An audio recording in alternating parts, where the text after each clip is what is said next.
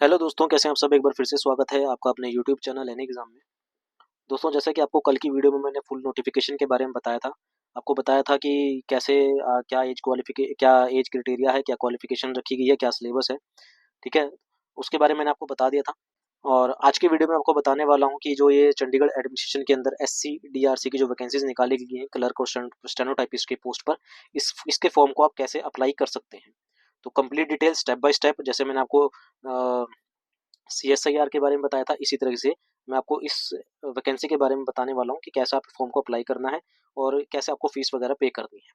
ठीक है, तो फटाफट से बढ़ते हैं ऑफिशियल वेबसाइट की ओर। तो पहले मैं आपको ऑफिशियल वेबसाइट दिखा देता हूँ। तो स्क्रीन के ऊपर आपको ये ऑफिशियल वेबसाइट दिख रही है। ठीक है, ये ऑफिशियल वेबसाइट है SCDRC Chandigarh administration recruitment .in। यहाँ पर आपको दिख रहा होगा कि ये हाउ टू अप्लाई और पब्लिक नोटिस। ठीक है, स्टार्ट डेट आपकी 10 फरवरी थी और 2 मार्च तक आप इसको अप्लाई कर सकते हैं और 4 मार्च तक जो है वो फीस को पे करने की लास्ट डेट है।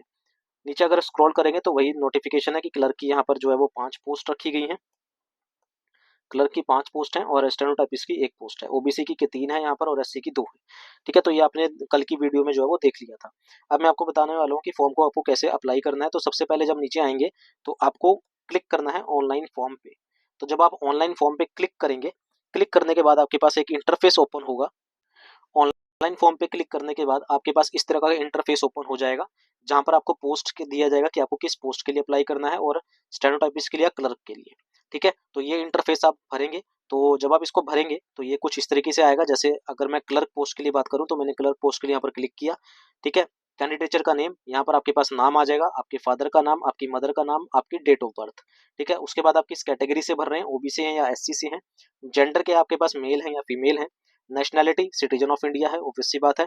मटेरियल स्टेटस में आपके पास यहाँ पर मैरिड है, अनमैरिड है, क्या आएगा वो। अगर आप डिसेबल्ड हैं तो यहाँ पर आपके पास यस आ जाएगा, अगर नहीं है तो नो आ जाएगा। अगर आप डिसेबल्ड है तो कितने परसेंट डिसेबल्ड हैं वो। उसके बाद subscribe required in case of PWBD, तो यहाँ पर नो कर देना है। अगर आप एक्स सर्विसमैन है तो नो रहेगा। अगर आप एक्स सर्विसमैन नहीं है तो नो रहेगा। एक्स सर्विसमैन है तो यस करके आपके पास जो है वो पीरियड ऑफ सर्विस यहाँ पर आपको कर देना है। आपके पास जो है वो visible identification mark on body, body जिससे जिससे आपको आइडेंटिफाई किया जा सके। तो जैसे मैंने लिख दिया मोल और नोज। ठीक है, उसके बाद whether working in Chandigarh administration.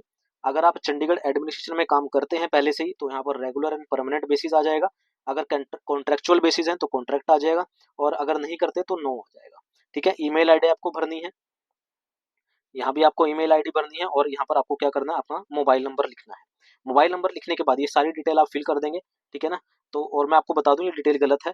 ये मत सोचेगा ये डिटेल मैंने बिल्कुल सही भरी है, मैं सिर्फ आपको दिखाने के लिए भरी है। ठीक है, तो नाम वगैरह आ जाएगा।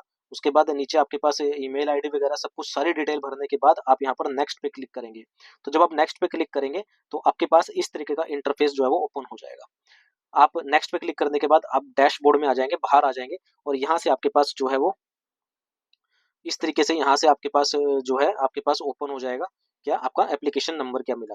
तो जैसे मैंने फॉर्म भरा था तो मेरा 21,011, मतलब मैंने 11वें नंबर पर ये फॉर्म भरा है। ठीक है ना, इससे मेरे से पहले 10 बंदे जो है वो फॉर्म फिल कर चुके हैं। तो मेरा 21,000 जो है वो 11 नंबर है फॉर्म का। तो इसको हम ध्यान रखेंगे। जब लास्ट डेट होगी मैं फिर फॉर्म भरूंगा, तब देखेंगे हम कितना कंपटीशन है, कितने लोगों ने यहाँ पर फॉर्म भरा है। ठीक है, उसके बाद आपके पास लॉगिन आईडी और पासवर्ड आपके पास आ जाएगा। फिर आप क्लिक करेंगे कंप्लीट योर फॉर्म। आप इस पे क्लिक करेंगे। जब आप इस पे क्लिक करेंगे तो आपके पास इस तरीके का इंटरफेस सामने आएगा। आपके पास 10th पूछेगा, आपने 10th कब पास करी, कौन से बोर्ड से करी। ठीक है ना, कितने मार्क्स थे, मैक्सिमम मार्क्स कितने थे। 12th की बात करेगा तो 12th आपने कब करी, कौन से बोर्ड से करी, कितने मार्क्स थे और मैक्सिमम मार्क्स कितने थे। आपने ग्रेजुएशन कौन सी करी है, बीटेक करी है, BE करी है, जो भी है, कौन सी ईयर में करी, कौन सी यूनिवर्सिटी से करी, कितने मार्क्स थे, तो मैक्सिमम मार्क्स कितने थे। ये सब कुछ डिटेल फिल भर देंगे। कोई अदर क्वालिफिकेशन है, जैसे मेरे पास डिप्लोमा था तो मैंने डिप्लोमा भरा, कब किया, कौन सी यूनिवर्सिटी से किया, कितने मार्क्स, मैक्सिमम कितने थे। अगर आपके पास ICT स्किल कोर्स है, ठीक है ना, अगर आपके पास do you possess ICT skills course, तो यहाँ पर आपको यस करना है। अगर नहीं है तो नो कर देना है। Do you poses education and other qualification for the selected post, तो आपको यहाँ पर यस करना ही पड़ेगा। अगर आप नो करेंगे तो ये फॉर्म आगे फिल होगा ही नहीं। तो ध्यान रखेंगे इन दोनों पे आपको जो है वो यस करना ही पड़ेगा। यहाँ पर आपको यस करेंगे तभी ये आगे बढ़ेगा, नहीं तो ये बढ़ेगा नहीं आगे। ठीक है ना, क्योंकि यहाँ पर साफ साफ लिखा है क्या आप एजुकेशन क्वालिफिकेशन रखते हैं एज पर सिलेक्टेड पोस्ट के, तो आपको यहाँ पर यस करना पड़ेगा। जब आप यस कर देंगे नेक्स्ट और इस नेक्स्ट पे क्लिक करेंगे तो आपको जो है वो आगे इस तरह का इंटरफेस आएगा जहां पर आपके पास आपका एड्रेस मांगेगा, तो आपको अपना एड्रेस भरना है। अगर कॉरेस्पॉन्डेंस एड्रेस सेम है तो वो सेम रहेगा, हो जाएगा। और यहाँ पर आपको आपकी फोटोग्राफ और सिग्नेचर को अपलोड करना है। 100 KB मैक्सिमम साइज रहेगा या इससे कम, इससे ज़्यादा नहीं होना चाहिए। तो ये आप फिल कर देंगे, अपना एड्रेस वगैरह फोटोग्राफ सिग्नेचर लगा देंगे। उसके बाद आपको नेक्स्ट पर क्लिक करना है। नेक्स्ट पे क्लिक करने के बाद देखिए जैसे मैंने ये भर दिया, कॉरेस्पॉन्डर एड्रेस मैंने भर दिया, यहाँ पर यस पे क्लिक किया तो यही वाला एड्रेस मेरा यहाँ पर आ गया और मैंने फोटोग्राफ और सिग्नेचर यहाँ पर लगा दी। ठीक है, ये फेक है, बिल्कुल फेक है, इसको सच मत मानिएगा कि ये मेरी फोटोग्राफ है। उसके बाद आपको किस पे क्लिक करना है, नेक्स्ट पे क्लिक करना है। जैसे ही आप नेक्स्ट पे क्लिक करेंगे आपके पास ये वाला डैशबोर्ड ओपन हो जाएगा, आपका पूरा एप्लीकेशन फॉर्म आ जाएगा। जैसे आपका एप्लीकेशन नंबर क्या है, किस पोस्ट के लिए आपने अप्लाई करा है, आपका नाम क्या है, फादर नेम क्या है, मदर नेम क्या है, कौन सी कैटेगरी है, आपका डेट ऑफ बर्थ क्या है, आप एक्स सर्विसमैन है कि नहीं है, पीडब्ल्यू डिसेबल्ड पर्सन है कि नहीं है, रेगुलर एम्प्लॉय है या नहीं है, गवर्नमेंट एम्प्लॉय अभी आप हैं या नहीं है, सिटीजन ऑफ इंडिया। उसके बाद आपका एड्रेस आ जाएगा, आपकी ईमेल आईडी आ जाएगी और आपका मोबाइल नंबर वगैरह आ जाएगा। ठीक है ना, आप मैरिड मेल जो भी है आपका जितना भी जो भी डिटेल आपने भरी है वो सारी कंप्लीट यहाँ पर आ जाएगी। उसके बाद आपको यहाँ पर यस करना है, एग्री पे आई एग्री यस करना है और आई एग्री एंड कंफर्म पे क्लिक करना है। अगर कुछ एडिशन अगर आप करना चाहते हैं इससे पहले, अगर आपने इस बटन पे क्लिक कर दिया एग्री एंड कंफर्म पे, तो फिर आप एडिट नहीं कर पाएंगे फॉर्म। इससे पहले अगर आपको कुछ एडिट करना है तो यहाँ पर आप एडिट फॉर्म पे जाके क्लिक कर सक करके फॉर्म फिल कर सकते हैं।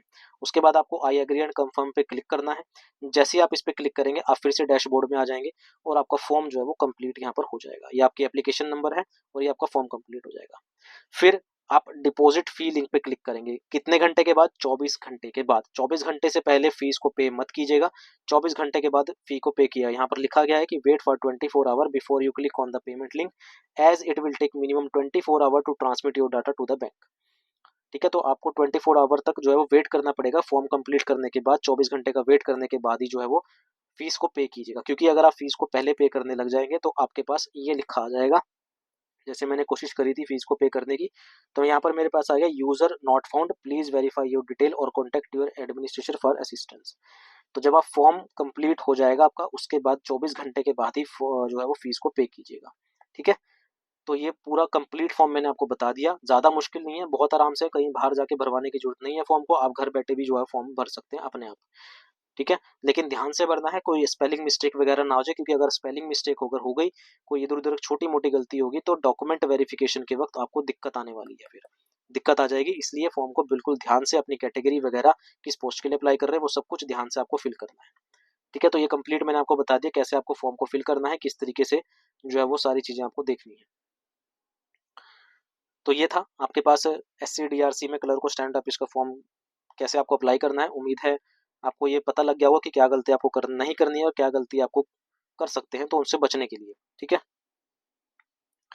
उम्मीद है ये वीडियो पसंद आई होगी, सेशन अच्छा लगा होगा और चैनल को लाइक शेयर सब्सक्राइब जरूर कीजिएगा भाई इस एग्जाम की प्रिपरेशन के लिए, क्योंकि आगे आने वाले टाइम में जो है वो चंडीगढ़ एडमिन की भी वैकेंसीज आने वाली है, तो उसके लिए प्रिपेयर रहिए अभी से। और ये मत सोचिएगा कि वैकेंसीज कम है तो हम नई फॉर्म को फिल नहीं करेंगे इसलिए। ठीक है, तो क्योंकि चंडीगढ़ एडमिनिस्ट्रेशन के आगे वैकेंसीज आएंगे तो आप ये मान के चलिए कि आप उसके लिए प्रिपेयर कर रहे हैं। तो अभी के लिए इतना ही रखते हैं, मिलते हैं अगली अपडेट के साथ, अगली वीडियो के साथ। अभी के लिए इतना ही। Thank you very much.